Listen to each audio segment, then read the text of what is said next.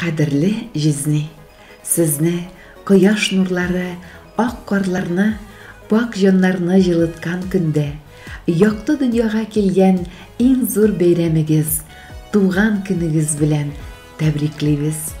Дөньяның саф хавасын сулап, ризыкларын татып, güzelлеген күреп, балаларыгыз, туганнарыгыз белән бергә гомер кичерүегез сезне ифрат зур бәхетле итә.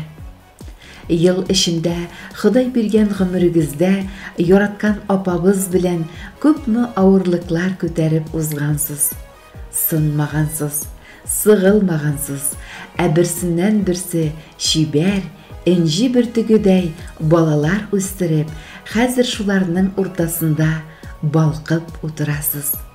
Ходай Тәгалә сезнең шушы бәхетләрегезгә өстәп сәламәтлек бирсен иде.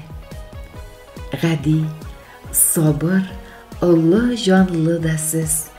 Кылганнарыгыз бары изгелек.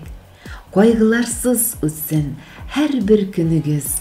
Бәхетләрегез булсын гомерлек. Туган көннәр елда кабатлана, ләкин кабатланмый үткәне. Бәхет, шатлык һәм тазалык белән килеп торсын иде көткәне. Салкын карлы кышта тусагыз да, яз кояшы һәр чак күңлегездә. Һәр вакытта йөзегез көләч булсын, балкып яшәгез гомергә. Теләкләрнең кайсын теләсәк тә аз булыр күк сезнең хөрмәткә.